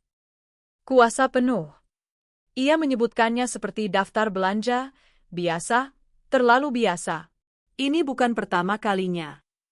Aku merasakan jantungku berdetak lebih cepat. "Anda tahu soal klausul kuasa?" Ia mengangguk. "Itu inti." Tanpa itu, permainan mereka pendek. Dengan itu, mereka bisa bergerak lama. Aku menatap kopi yang mulai mendingin. "Siapa mereka?" Ia tidak menjawab langsung. Ia membuka tasnya, mengeluarkan satu map tipis, bukan dokumen resmi, lebih seperti catatan pribadi. Ia mendorongnya ke arahku setengah jalan. "Jangan buka di sini," katanya. "Dengar dulu." Aku menarik tangan, menunggu. Prosesnya selalu sama, lanjutnya. Cari nasabah yang terlihat patuh, tidak ribut, percaya sistem. Dorong cepat. Buat terlihat standar. Kalau ragu, ditekan halus, waktu, rasa malu, orang terdekat. Orang terdekat. Kata itu bergema. Aku menahan diri untuk tidak bereaksi. Siapa yang memilih korban? Tanyaku. Ia menatap mataku, ragu sepersekian detik. Bukan saya. Itu bukan jawaban, tapi cukup jujur untuk saat ini. Ada berapa orang yang kena? Tanyaku. Ia menghembuskan napas. Lebih dari yang tercatat. Yang tercatat hanya yang berani bicara. Sesanya menyelesaikan diam-diam. Aku teringat fotokopi berita dari Pak Arif. Cabang yang sama. Pola yang sama. Kenapa Anda bicara sekarang? Tanyaku. Ia menunduk sebentar, lalu berkata, karena kemarin hampir terlambat. Nama Anda sudah tercetak. Itu biasanya tahap akhir sebelum dorongan lebih keras. Aku merasakan ketakutan yang dingin, bukan panik, tapi kesadaran. Anda mempertaruhkan pekerjaan Anda. Ia tersenyum tipis, pahit. Pekerjaan itu sudah lama mengorbankan saya. Aku mengangguk. Apa yang Anda mau saya lakukan? Ia menatap sekeliling, memastikan tidak ada yang mendekat. Pertama, simpan bukti. Jangan bawa ke jalur resmi dulu. Kedua, jangan tanda tangan apapun, meski mereka bilang itu untuk menutup. Ketiga, awasi tekanan dari rumah. Aku menatapnya tajam. Anda tahu tentang suami saya? Ia tidak menjawab ya atau tidak. Ia hanya berkata, tekanan paling efektif jarang datang dari kantor. Kalimat itu seperti bilah tipis yang diselipkan pelan. Aku tidak bereaksi. Aku tidak boleh bereaksi.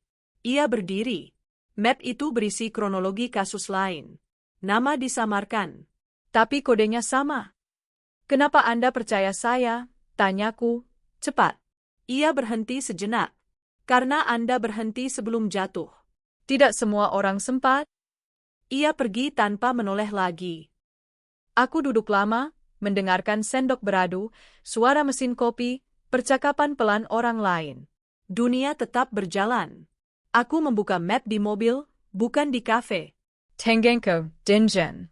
Di dalamnya ada salinan internal, tanggal, kode petugas, alur persetujuan yang dipercepat. Ada catatan tangan kecil di sudut, dorong cepat jika ragu. Aku menutup map, napas berat. Ini bukan kesalahan. Ini mesin. Di rumah, aku menyembunyikan map itu di tempat yang tidak akan diperiksa secara acak. Di balik box lama berisi arsip sekolah anak. Aku menenangkan diri, menata wajah sebelum suamiku pulang. Ia datang sore, menaruh tas, menatapku. Kamu kemana tadi? Ngopi sama Dita, jawabku. Bohong yang disiapkan, dilapisi kebenaran kecil. Ia mengangguk, tidak mendesak. Lagi-lagi, ketenangan itu terasa seperti fase sebelum badai. Malamnya, ponsel ke Berger. Pesan dari nomor tak dikenal. Simpan map itu baik-baik. Jangan foto semua. Pilih yang penting. Aku mengetik, kenapa? Balasan datang lambat. Karena mereka juga punya mata. Aku mematikan ponsel. Duduk di tepi tempat tidur, mendengar napas suamiku yang tertidur. Aku memikirkan kepercayaan, bagaimana bentuknya berubah. Dulu, kepercayaan adalah menyerahkan. Sekarang, kepercayaan adalah memuji. Keesokan hari, tekanan datang dengan wajah baru. Telepon dari bank, nada ramah, menyarankan penyelesaian cepat. Pesan dari suami, mengingatkan, jangan mempermalukan keluarga. Semua terasa sinkron, seperti orkestra yang memainkan nada sama dari arah berbeda. Aku menunda. Aku mengulur. Aku berpura-pura kooperatif. Aku mengabari setiap langkah yang aman, menyimpan yang berbahaya. Aku bertemu lagi dengan sekutu itu sekali, singkat, di tempat berbeda. Ia menambahkan satu potongan penting, ada daftar internal target mingguan. Namaku pernah ada di sana, dicoret setelah keberatan masuk. Dicoret bukan berarti aman, katanya. Kadang berarti dinaikkan level. Aku pulang dengan dada sesak. Di meja makan, aku membuka kembali dokumen, mencocokkan kode dengan catatan map. Semuanya cocok. Terlalu cocok. Malam itu, aku menulis kronologi lengkap, tanggal, jam, kalimat yang diucapkan, jeda, tatapan.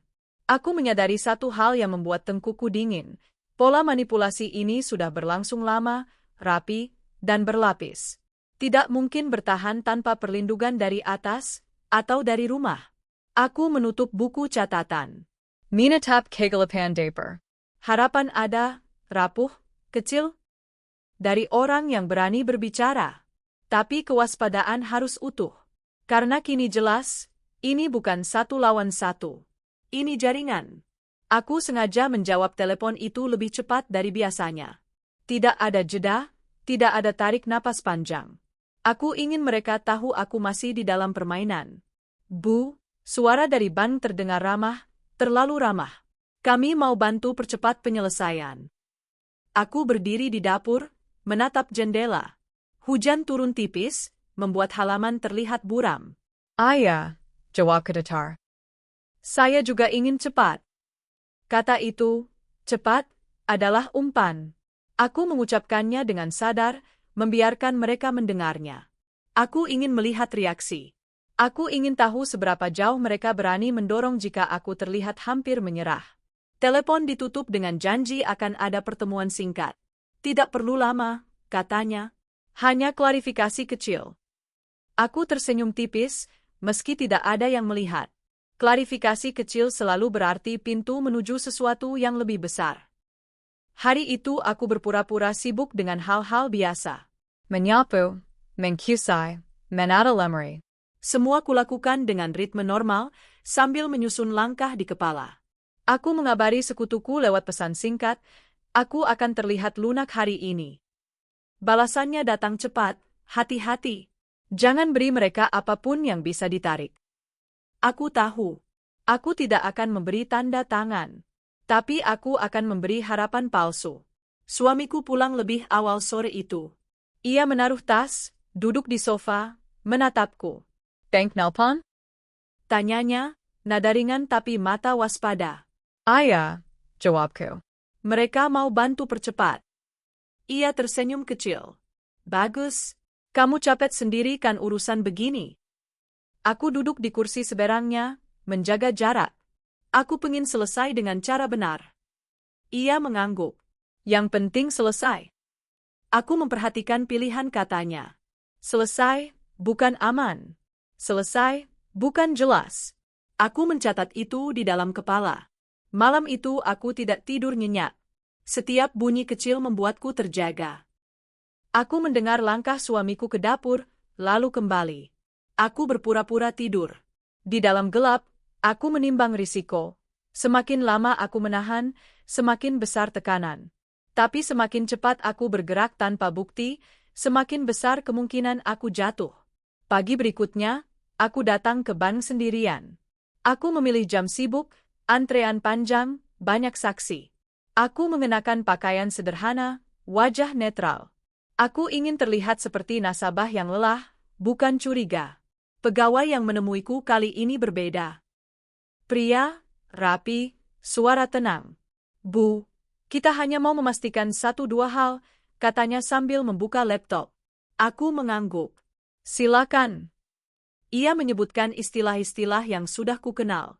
Ia berbicara cepat, seolah aku sudah setuju. Aku membiarkannya. Aku mengangguk di titik-titik yang aman. Aku bertanya hal kecil, bukan inti.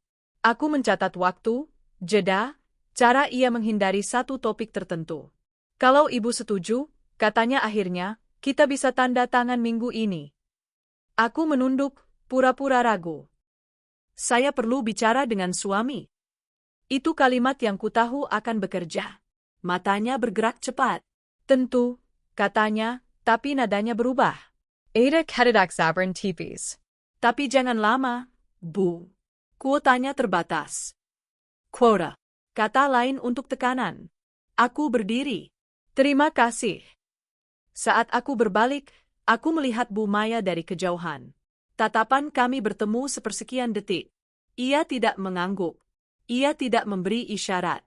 Tapi aku melihat ketegangan di rahangnya. Itu cukup. Di luar ban, aku duduk di mobil beberapa menit sebelum menyalakan mesin. Tangengka berkeringat. Aku baru saja bermain di tepi jurang, dan jurang itu membalas dengan angin dingin. Aku mengirim pesan ke sekutuku, mereka mau tanda tangan minggu ini. Balasan datang lambat. Berarti kita dekat. Jangan sendirian. Tekanan berikutnya datang dari rumah. Suamiku menjadi lebih hadir, lebih perhatian dengan cara yang membuatku sulit bernapas. Ia menanyakan jadwalku, mengingatkan dengan senyum. Biar aku temani, katanya suatu malam. Supaya cepat. Aku menolak dengan halus. Aku bisa sendiri. Ia menatapku lama. Kamu berubah. Aku mengangkat bahu. Aku belajar. Kalimat itu membuat udara di antara kami menegang. Ia tersenyum, tapi senyum itu tidak sampai ke mata. Aku tahu aku harus memancing lebih jauh, cukup untuk membuat mereka melakukan kesalahan. Aku memutuskan untuk meminta satu hal yang terlihat sepele tapi berbahaya bagi mereka. Salinan digital lengkap dari semua dokumen, untuk dikirim ke suami. Permintaan itu kukirim lewat email resmi. Aku menunggu. 2 jam. 4 jam. Balasan datang singkat, akan kami siapkan ringkasan. Ringkasan. Bukan salinan. Aku membalas, saya perlu yang lengkap. Telepon berdering tak lama kemudian. Suara itu lebih tegang. Bu, biasanya tidak perlu. Aku mena nada. Suami saya minta. Ada hening di ujung sana. Lalu, kami akan cek. Hening itu adalah retakan. Aku merasakannya. Sore itu, sekutuku mengirim pesan, mereka panik kecil. Ada rapat mendadak. Aku membayangkan ruangan tertutup, suara pelan, keputusan cepat. Aku juga membayangkan bagaimana jaring bekerja, satu benang ditarik, benang lain menegang. Aku menyusun langkah berikutnya dengan hati-hati. Aku mengatur pertemuan, klarifikasi, di hari yang sama dengan jadwal kerja suamiku, tanpa memberitahunya jamnya. Aku ingin melihat reaksinya ketika ia tahu terlambat. Hari H, aku berpakaian rapi. Suamiku bertanya, jam berapa ke Ban? Nanti, jawabku. Masih nunggu email. Ia mengangguk, berangkat kerja. 15 menit setelah ia pergi, ponselku berdering. Dari Ban. Bu, bisa datang sekarang? Aku tersenyum tipis. Bisa? Di Ban, suasana berbeda. Lebih kaku. Aku duduk di ruang kecil. Dokumen diletakkan di meja, tapi tidak semua. Aku menunjuk bagian kosong. Yang ini? Pegawai itu menjawab cepat, itu internal. Ada hubungannya dengan pengajuan saya, kataku pelan. Ia terdiam sebentar. Lalu berkata, Bu, jangan memperumit. Aku mengangkat mata. Saya tidak memperumit. Saya memastikan. Kata memastikan membuatnya menarik napas. Aku melihat keringat kecil di pelipisnya. Aku tahu aku dekat dengan sesuatu. Telepon ke Berger. Pesan dari suami, kamu di mana? Aku tidak langsung membalas. Aku ingin tahu apakah Ban akan bereaksi lebih dulu. Dan mereka bereaksi. Pegawai itu berkata, lebih pelan, Bu, mungkin sebaiknya kita jadwalkan ulang. Kenapa? Tanyaku. Ia menelan ludah. Ada kesalahan kecil. Kesalahan kecil. Kata yang sama seperti sebelumnya, tapi kini nadanya berbeda. Aku mencondongkan badan. Kesalahan apa? Ia membuka mulut, lalu menutupnya. Saya tidak bisa jelaskan. Aku berdiri. Kalau begitu, saya akan jelaskan ke pengaduan. Kalimat itu membuat ruangan membeku. Ia berdiri cepat. Bu, tunggu.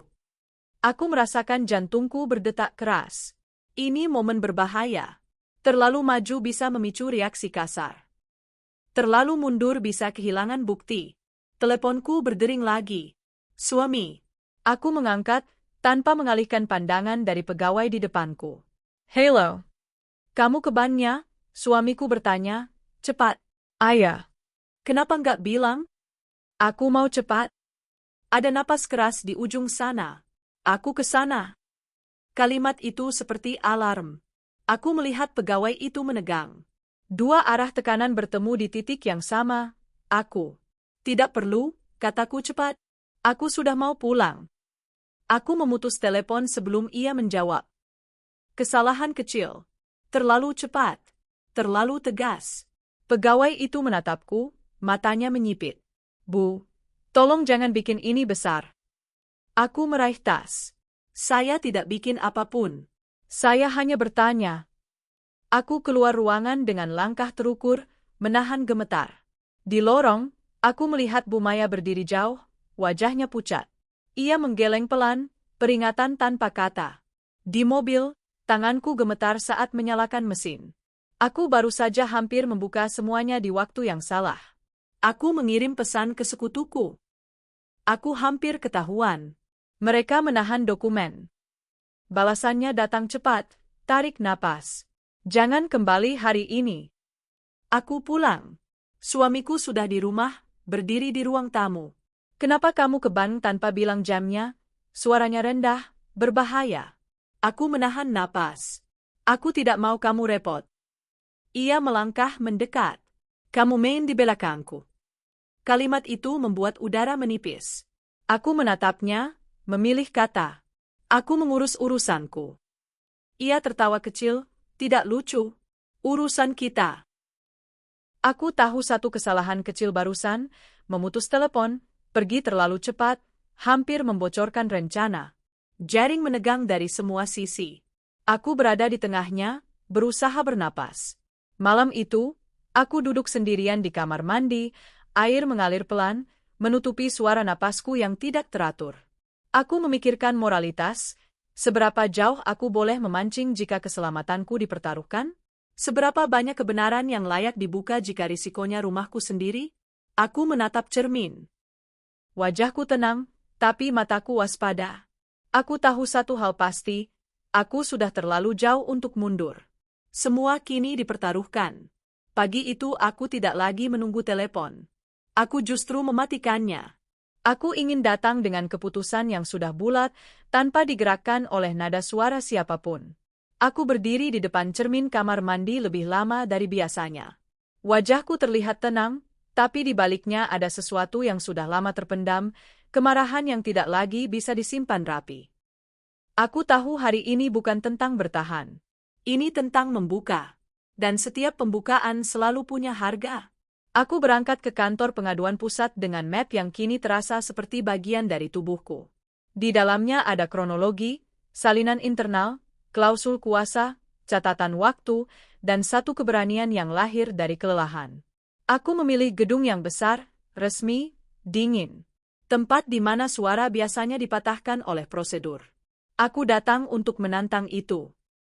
Ruang tunggu sunyi berat kursi-kursi bergaya rapi. Aku duduk dengan punggung tegak, tangan terlipat. Di kepalaku, adegan-adegan berputar cepat, wajah pegawai yang tersenyum, dorongan untuk cepat, kata, standar, tatapan Bu Maya yang memperingatkan tanpa kata. Semua kini mengerucut ke satu titik. Nama kedai penggal. Aku masuk ke ruangan kecil dengan meja panjang. Ada dua orang di sana, satu pria, satu perempuan, wajah mereka netral, profesional. Aku meletakkan map, membukanya tanpa ragu. Aku berbicara pelan, runtut. Aku tidak berteriak. Aku tidak menuduh dengan emosi. Aku menyampaikan fakta, tanggal, jam, istilah, perbedaan versi, tekanan waktu, dan klausul yang tersembunyi. Aku menunjukkan bukti. Aku menunjuk pola. Mereka mendengarkan. Menulis. Bertanya pendek. Aku menjawab tanpa berputar. Setiap kali aku merasa suaraku akan bergetar, aku berhenti sebentar, menarik napas, lalu lanjut. Diamku menjadi bagian dari pernyataan.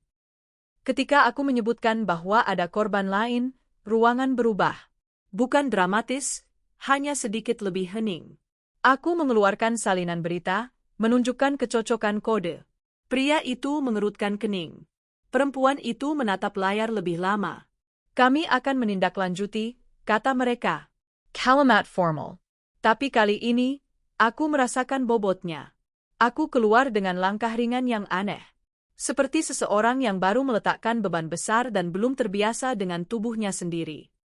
Di luar, matahari terasa terlalu terang. Aku berdiri sejenak, membiarkan dunia masuk. Ponselku menyala kembali. Pesan masuk bertubi-tubi. Dari Ban. Dari nomor tak dikenal. Dari suamiku. Kamu kemana? Kenapa enggak bilang? Ini bisa jadi masalah besar. Aku membaca tanpa membalas. Aku tahu, begitu aku membalas, aku akan ditarik kembali ke pusaran reaksi. Aku memilih diam. Diam yang kali ini bukan takut, tapi kendali. Sore itu, dua hal terjadi hampir bersamaan. Ban mengirim email resmi. Nada berubah, meminta waktu, menyebut evaluasi internal. Dan suamiku pulang lebih cepat dari biasanya. Ia berdiri di ruang tamu, mapu di tangannya. Apa ini? Tanyanya, menunjuk fotokopi yang entah bagaimana ia temukan. Aku menatapnya, tidak terkejut. Bukti? Bukti apa? Nadanya naik. Bukti bahwa namaku dipakai. Ia tertawa singkat, keras. Kamu terlalu jauh. Aku berdiri, menjaga jarak. Aku cukup jauh untuk melihat. Wajahnya berubah. Topeng tenang yang selama ini kupahami retak. Kamu bikin semua orang susah. Aku melindungi diri, jawabku. Kamu hancurin kita, katanya, lebih pelan. Kalimat itu menusuk, tapi tidak lagi memotong. Aku sudah lama bersiap, kita hancur saat aku diminta tanda tangan tanpa tahu. Ia mendekat, suaranya turun. Kamu tahu akibatnya? Aku mengangguk. Aku tahu. Ia menatapku lama, lalu berkata, aku cuma mau cepat selesai. Kamu mau cepat karena ada yang kamu tutupi. Jawabku. Kalimat itu keluar tanpa gemetar. Sunyi jatuh. Aku melihat sesuatu di matanya, bukan penyesalan, tapi perhitungan. Ia menyadari permainan sudah berubah. Malam itu, aku mengemas tas kecil. Bukan kabur, berjarak. Aku butuh ruang aman. Aku mengabari Dita. Aku mengabari Pak Arif. Aku menyiapkan langkah hukum lanjutan. Keesokan hari, kabar menyebar cepat. Bukan lewat berita besar, tapi lewat percakapan kantor, pesan singkat, nada suara yang berubah. Pegawai yang kemarin ramah kini formal. Supervisor yang dulu menekan kini meminta waktu. Sistem yang dianggap aman mulai menunjukkan retaknya. Panggilan resmi datang. Permintaan keterangan tambahan. Aku hadir dengan pengacara. Kali ini, aku tidak sendirian. Kata-kataku dicatat, disilang, diuji. Aku menjawab dengan sabar. Setiap pertanyaan seperti membuka lapisan lain dari jaringan yang selama ini rapi. Nama-nama muncul, bukan publik, tapi internal. Jalur dipetakan. Quota, target, incentive. Motif yang sederhana tapi merusak. Keuntungan cepat, risiko dialihkan ke yang paling patuh. Aku mendengar semuanya dengan rasa mual yang tertahan. Ini bukan monster besar. Ini rutinitas kecil yang diulang, dilindungi oleh prosedur. Di rumah, suasana berubah dingin. Suamiku menjadi asing, diam, defensif. Ia berbicara seperlunya. Aku memilih tinggal terpisah sementara. Keputusan itu berat, tapi jelas. Aku tidak bisa menuntut keadilan di luar sambil menutup mata di dalam. Anakku bertanya dengan polos, kenapa ibu pindah? Aku menelan ludah. Supaya kita aman. Ia mengangguk, seolah memahami lebih dari yang kuucapkan. Kepolosannya menambah berat harga yang harus kubayar. Proses hukum berjalan lambat, seperti biasa. Tapi dampaknya terasa cepat. Cabang itu dibekukan sementara. Audit internal dimungkin. Beberapa pegawai dinonaktifkan. Nama-nama tidak diumumkan ke publik, tapi getarnya terasa di setiap percakapan. Telepon dari sekutu datang sekali, singkat. Anda memicu efek domino, katanya. Hati-hati. Aku mengangguk meski ia tidak melihat. Terima kasih. Hubungan sosialku berubah. Ada yang menjauh, takut terseret. Ada yang mendekat, berbisik pengalaman serupa. Aku menjadi cermin yang tidak semua orang ingin lihat. Itu juga harga? Suatu sore, aku menerima surat resmi. Tidak dramatis. Hanya kertas dengan bahasa hukum yang menyatakan proses berlanjut, bukti diterima, dan perlindungan saksi tersedia. Aku duduk lama memegang surat itu, merasakan kelegaan yang pahit. Ini bukan akhir. Ini pintu ke lorong panjang. Malamnya, aku berdiri di balkon tempat tinggalku sementara. Kota di bawah tampak tenang. Lampu-lampu kecil menyala. Aku memikirkan kepercayaan, bagaimana ia runtuh bukan oleh satu kebohongan besar, tapi oleh ribuan kebiasaan kecil yang dibiarkan. Aku juga memikirkan suamiku, orang yang kucintai, yang mungkin tidak pernah menganggap dirinya jahat. Hanya memilih jalan cepat, berulang kali, sampai cepat itu menjadi kebutuhan. Harga keadilan terasa di setiap napas. Kehilangan rumah yang dulu ku kenal. Kehilangan ilusi. Kehilangan kenyamanan berpura-pura semuanya baik-baik saja. Namun di balik itu, ada sesuatu yang tidak bisa diambil lagi dariku, kendali atas namaku sendiri. Beberapa hari kemudian, dampak hukum mulai terasa luas. Bukan ledakan, tapi gelombang. Panggilan tambahan. Pemeriksaan lanjutan. Bisik-bisik di industri. Orang-orang mulai berhati-hati. Itu bukan kemenangan besar, tapi pergeseran. Aku menutup hari dengan kelelahan yang jujur. Aku tahu badai belum sepenuhnya reda. Tapi aku juga tahu, aku tidak lagi berdiri sendirian di tengahnya. Setelah badai, sunyi menunggu. Pagi itu tidak ada telepon yang berdering. Tidak ada nama asing yang muncul di layar. Hanya cahaya matahari yang masuk pelan, seolah rumah ini akhirnya berani bernapas. Aku duduk di tepi ranjang, mendengarkan suara paling sederhana yang dulu nyaris tak terdengar, ketel listrik mendidih, langkah kecil anakku di lantai, dan napasku sendiri yang tidak lagi terburu-buru. Dunia belum sepenuhnya aman. Aku tidak naif. Tapi untuk pertama kalinya sejak semua ini dimulai, rasa aman tidak lagi terasa seperti sesuatu yang harus kupinjam dari orang lain. Ia mulai muncul dari dalam, perlahan, seperti api kecil yang dilindungi telapak tangan. Aku pindah ke tempat tinggal yang lebih kecil sementara proses hukum berjalan. Apartemen sederhana di lantai 3, dengan jendela yang menghadap pohon tua dan jalan yang cukup ramai untuk membuatku tidak merasa terisolasi. Kadang ramai itu mengganggu, tapi setelah berbulan-bulan hidup di dalam ketegangan yang sunyi, kebisingan kota justru menjadi penanda bahwa aku tidak sedang diburu di ruangan tertutup. Ada manusia di luar. Ada kehidupan yang berjalan tanpa memeriksa namaku di setiap kertas. Rutinitas baruku lahir dari kebiasaan-kebiasaan kecil yang tampaknya sepele, tapi bagiku seperti pagar. Aku memeriksa pintu 2 kali sebelum tidur. Aku menyimpan dokumen penting di satu map, bukan tersebar. Aku tidak lagi menandatangani apapun tanpa membaca, tanpa memfoto, tanpa menyimpan salinan. Aku belajar mengatakan, saya butuh waktu, tanpa merasa bersalah. Dulu kata-kata itu membuatku takut dianggap menyulitkan. Sekarang, kata-kata itu menjadi batas. Anak-anak menyesuaikan dengan caranya sendiri. Mereka tidak pernah benar-benar mengerti kata, pengalihan kewajiban, atau audit internal, tapi mereka mengerti perubahan suasana. Mereka mengerti ketika ibunya lebih sering terdiam. Mereka mengerti ketika suara orang dewasa di telepon terdengar tegang. Mereka mengerti ketika aku menahan napas terlalu lama saat melihat amplop surat di bawah pintu. Suatu sore, anakku yang paling kecil memegang pulpen dan kertas gambar, lalu menatapku dengan wajah polos. "Bu, ini tanda tangan?" tanyanya. Aku menoleh, melihat garis-garis acak yang ia buat. Jantungku sempat melompat, reaksi yang tidak logis, tapi tubuhku tidak selalu mengikuti logika. Aku tersenyum, menahan getar di ujung bibir. "Itu coret-coret," jawabku. Dia mengangguk, lalu berkata pelan, "Tanda tangan itu bahaya ya." Kalimat itu sederhana, tapi menghantam tepat di bagian yang paling lembut. Aku menatapnya lama, memilih kata-kata yang tidak menanamkan ketakutan baru. "Bukan tanda tangannya," kataku pelan.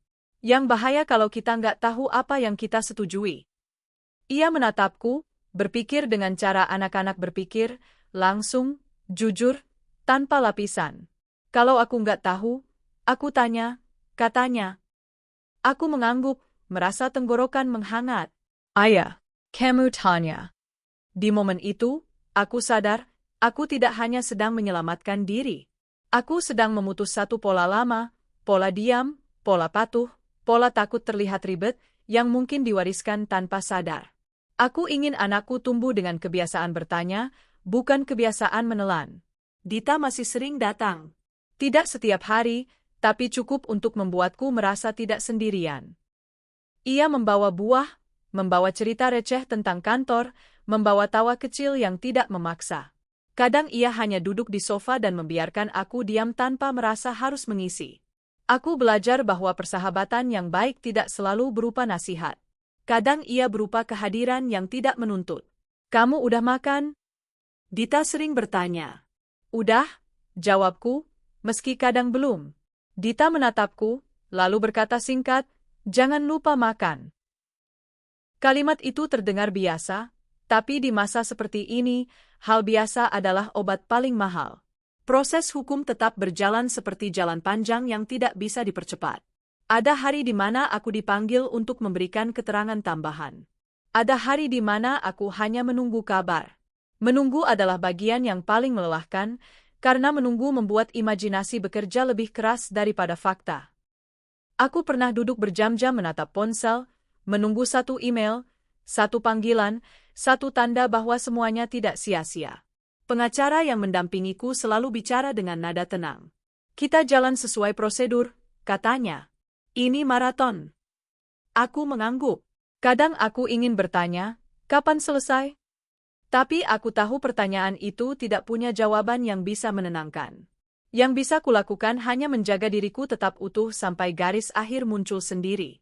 Dari bank, kabar datang perlahan. Ada audit. Ada pemeriksaan. Ada beberapa nama yang dinonaktifkan sementara. Semua itu terdengar seperti bahasa resmi yang menahan emosi. Aku tidak mendapatkan kepuasan sinematis. Tidak ada adegan kemenangan di ruang sidang yang membuat semua orang berdiri bertepuk tangan. Yang ada adalah kertas-kertas, surat, email, kalimat yang rapi dan dingin. Dan di balik kerapian itu, ada konsekuensi yang mengalir keluar. Ke cabang lain, ke nasabah lain, ke orang-orang yang mulai berani bertanya karena melihat satu orang tidak jadi menandatangani. Aku menerima pesan dari nomor tak dikenal beberapa kali. Tidak mengancam. Lebih seperti pengingat bahwa langkahku punya gema. Terima kasih, tulis seseorang. Saya dulu hampir tanda tangan juga. Pesan itu membuatku duduk lama di lantai, menahan napas, merasakan berat yang aneh. Lega karena tidak sendirian, sekaligus sedih karena banyak yang pernah hampir jatuh. Tentang suamiku, aku belajar menerima sesuatu yang pahit tanpa harus membencinya setiap hari.